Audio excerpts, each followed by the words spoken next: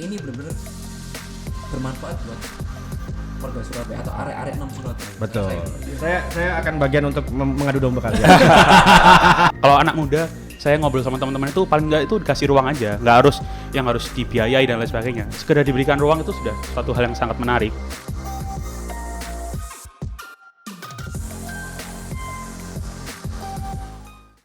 Assalamualaikum warahmatullahi wabarakatuh. Selamat datang di channel podcast Birahi. Berita yang akan membuat Anda lupakan kehidupan dan meningkatkan vitalitas. Waduh, berat sekali ya tugas saya hari ini.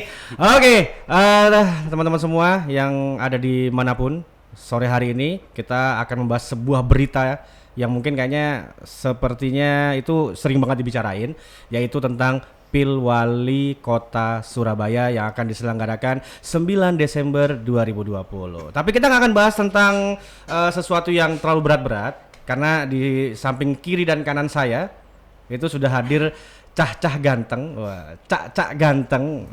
Siapa mereka nanti biarkan mereka yang menjelaskan ya. Jadi ini saya memang sengaja dipilih untuk jadi moderator hari ini biar Simbang, ganteng, LN nang kene. Oh no. Oke, langsung kita berikan kesempatan untuk memperkenalkan diri. Di sebelah kanan saya ada siapa? Silakan Mas. Halo semuanya, perkenalkan saya Brawijaya. Di sini saya dari Gema. Iya. Gerakan Milenial Mahfud Arifin. Mantap. Mas Brawijaya sebagai apa di sana? Saya sebagai humas di sana. Sebagai humas. Oke. Dan di sebelah kanan saya Mr. Siapa? Setiawan. Diangkat sedikit nggak apa Mas? Oke. Saya nggak nunduk. Nabrak raiku gak? Enggak ya. Enggak, aman. Setiawan Mas Yadi dari Taruna Merah Putih. Taruna Merah Putih itu berarti? Sayapnya Partai PD Perjuangan. Nah, itu kan clear. Kan yang di luar ini tidak ada yang banyak yang tidak paham Taruna Merah Putih ini apa. Kalau sudah clear sayapnya PD Perjuangan berarti mendukung 01. Oke, sudah hadir di tengah-tengah kita satu dari pendukung paslon 1 di sebelah. Kalau saya di sebelah kiri ya berarti ya. Kalau sebelah kanan saya dari pendukung paslon 2. Semuanya milenial, muda-muda, ganteng-ganteng. Langsung aja kita buka obrolan kita pada sore hari ini. Ketahuan deh kalau sore. Kita buka obrolan dengan tema pemuda bisa apa sih? Nah, saya mulai dulu deh. Dari Mas Brawijaya, Mas Setiawan, sebenarnya apa sih yang bisa ditawarkan pemuda dalam pilkada tahun ini? Oke, dari saya nih. Boleh, Mas Brawijaya dulu. Jadi kalau pandangan dari kami dari Gema itu pemuda adalah sosok yang bisa menjadi subjek dan objek dari pembangunan suatu bangsa. Jadi makanya Pak Mahfud itu pengen kami bisa bersama-sama bersinergi untuk bareng-bareng membangun kota Surabaya. Kayak Oke. Mungkin bisa agak maju aja biar kalau pas noleh-noleh nggak hilang tuh suaranya. Oke. Nah, siap. Jadi bisa jadi subjek dan bisa jadi objek. Kalau dari Mas Setiawan, apa sih yang bisa diberikan pemuda untuk pilkada ini? Yang pasti pemuda itu suaranya potensial Mas Yadi. Anak muda di Surabaya itu kan besar angkanya.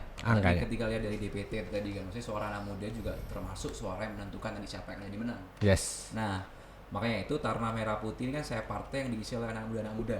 Jadi anak muda kita lintas background,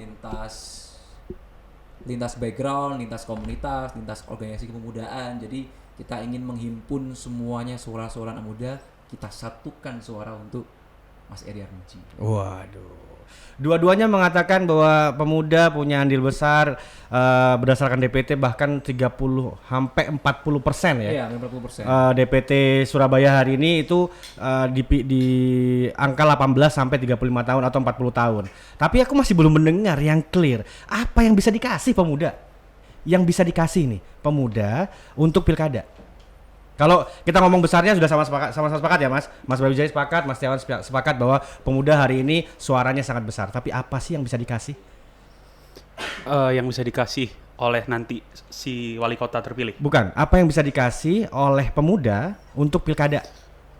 Jadi gini, pemuda tadi yang udah saya sampaikan itu dia itu andilnya besar. Nah, suaranya besar, betul. Gagasannya besar, Oke. Dan seringkali itu kreatif. Makanya perlu banget gitu teman-teman dari milenial itu datang ke TPS nih tanggal 9 untuk ngasih nih, dia punya hak konstitusional untuk memilih, karena perubahan itu nggak cuma punya golongan tua, tapi golongan muda. Jadi ya kita berangkat dari setiap pemudanya sih.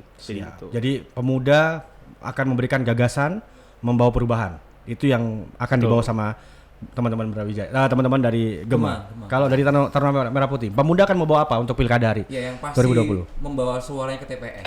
Pasti membawa suaranya ke TPS. Jadi partisipasi anak muda itu memang kan banyak suaranya, memang banyak angkanya dari data yang kemudian diupload. Cuma partisipasinya kemudian itu kadang-kadang anak muda enggan untuk nyoblos, enggan untuk kemudian berpolitik secara praktis atau ikut-ikut temannya. Mending ini 9 Desember harinya libur, mending kita liburan atau kemana. Nah kita mendorong suara anak muda untuk hadir di TPS tanggal 9 Desember, partisipasi. Apalagi kan di pandemi ini kan tentu akan menurun situasinya tidak normal. Pasti kan di TPS juga kemudian akan ada penurunan terkait DPT atau masyarakat yang akan nyoblos. Lah anak muda ini tidak ada alasan dan tidak ada penghalang lah untuk dia datang ke 9 Desember. Nah selain suara Mas, ada 2 lagi itu tadi. Sama sih sebenarnya, anak muda kan juga butuh ditampung gagasan-gagasannya, butuh juga kemudian bisa mengaktualisasikan idenya. Nah, paslon nomor 1 ini kan Mas Eri kan jelas. Mas Eri kan pasangan calon yang paling muda, Mas. Oke. Usianya 43 tahun. Iya. Wis podo-podo ngerti nih arek nom wis arek nom ae. Siap. Berarti kalau dari paslon 1 menganggap bahwa sudah keterwakilannya sudah ada dalam paslon. Tapi kalau dari paslon 2 mungkin tidak terwakili secara paslon tapi bisa membawa gagasan atau ide untuk dibawa oleh paslon. Nah, yang menarik selanjutnya adalah yang pengen kita dengar, yang pengen kita sama-sama bahas nih. Ini kita bukan berarti akan mengadu atau mengadu domba atau gimana ya, enggak. Ya apa-apa Mas, santai aja. Ya. Diskusi. Karena ujungnya ini adalah untuk bagaimana pemuda-pemuda di Surabaya itu melek mau datang. Benar. Itu yang penting. Itu tujuan bersamanya. Pilihannya terserah. Yang penting datang ke TPS itu udah poin lebih. Bagus, mantap. Bagus. Ini loh anak-anak muda luar biasa. Ya udah kita selesai sampai di sini karena udah sampai di udah sepakat terus mau diapain lagi. Nanti saya dikira nyari-nyari gitu. Gak. Oke, menarik banget. Jadi teman-teman sudah mengeluarkan semua, ada gagasan dan ada keterwakilan. Itu yang diharapkan. Nah, yang menarik sekarang aku balikin ini, mungkin pasangan nomor 1 mungkin bisa menjawab lebih dulu karena udah mendeklar bahwa ada keterwakilan, ya kan? Tapi yang pengen aku tahu seberapa luas kesempatan yang akan dikasih ke anak muda jika pasangan nomor 1 itu jadi. Jadi visi misi Eri Armuji itu kan gotong royong Mas. Itu menjadi diksi awalnya. Sebelum kemudian dalam misi akan kemudian didetailkan secara menyeluruh terkait program-program seperti apa.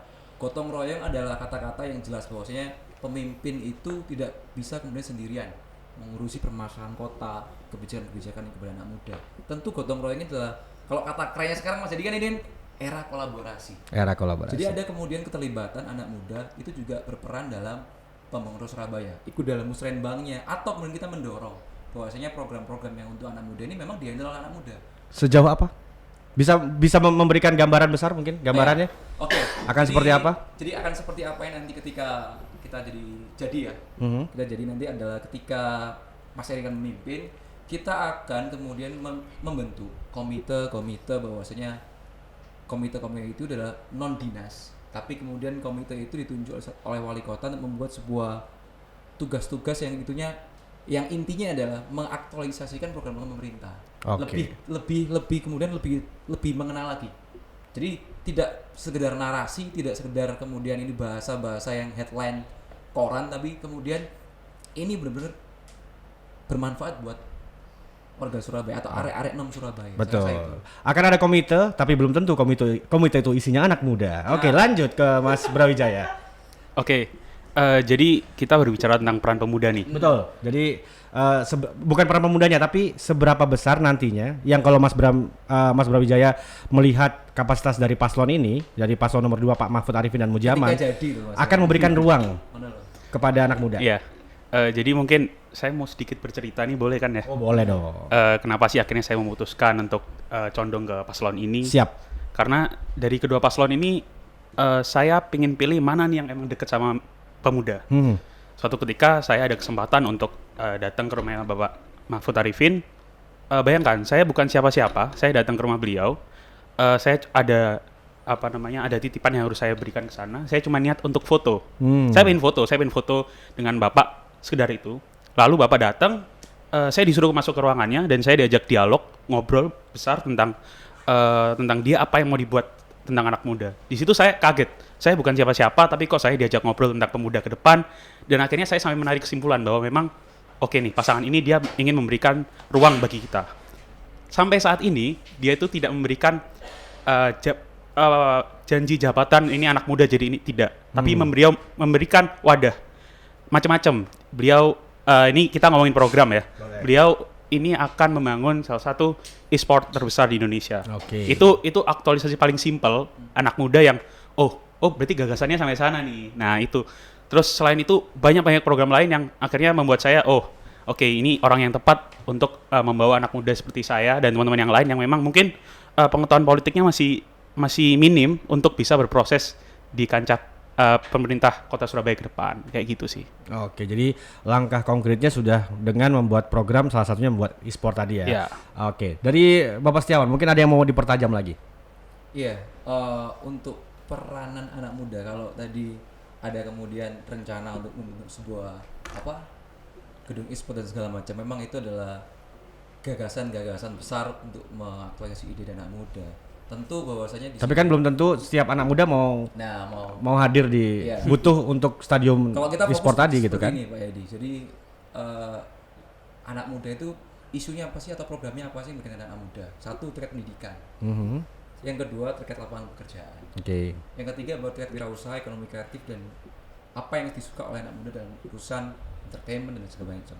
Dari tiga program-program yang berkaitan dengan anak muda yang tadi, jelas bahwasanya pendidikan gratis itu akan kemudian menjadi komitmen Mas Eri Armuji. Terus kedua adalah lapangan pekerjaan. Kita ingin bahwasanya seluruh perusahaan-perusahaan yang ada di Surabaya, 40% itu diisi oleh KTP asli Surabaya. Kita ingin menjadi tuan rumah di rumah sendiri. Jadi tidak ada pengangguran, tidak adanya. Walaupun isinya nanti ujungnya cuma jadi OB atau apa itu nggak ada masalah ya. Artinya seperti ini Pak Edi. Bahwasanya teman-teman di Surabaya ini kan banyak perusahaan-perusahaannya banyak, mall banyak, semuanya banyak itu. Tapi kemudian ketika ada anak-anak Surabaya yang kemudian belum bisa mendapatkan pekerjaan, itu menjadi tugas-tugas yang harus kita selesaikan. Perdanya kemudian yang penting lapangan pekerjaannya diciptakan ya. Lapangan pekerjaan diciptakan. Jadi saya rasa itu program-program yang konkret terhadap muda, bahwasanya itu menjadi kebutuhan fundamental sekali anak muda terkait pendidikan, terkait lapangan pekerjaan dan juga ekonomi kreatif. Sehingga ruang anak muda diberikan di sana ya, penciptaan lapangan kerja dan pendidikan. Silakan Mas Brawijaya, dipertajam lagi. Oke, jadi apa yang tadi saya sudah sampaikan, Pak Mahfud ini yang mendorong anak muda itu cinta apa yang disuka. Jadi mulai dari yang tadi disampaikan saya sepakat. Cuman ada poin lain yang beliau ingin kita itu biar lagi sepakat gak belum. Oh belum ya. lanjut. Saya akan bagian untuk mengadu domba kalian. Sepakat terus ya. Jadi kan kita harus sepakat tapi kita harus naikkan levelnya. Siap. Jadi gini. Ada kalau kita bicara tentang program lain, beliau itu ingin membangun namanya Creative Innovation District. Itu yang sudah disampaikan sama Mas Setiawan, itu sudah dirangkum di sana, mulai dari kesenian, olahraga, UMKM. Beliau ingin naruh tempat nih itu untuk berkembang di situ yang difasilitasi oleh Pemkot.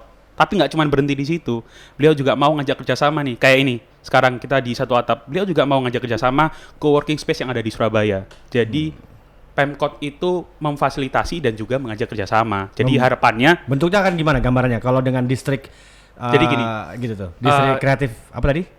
Creative Innovation District, CID.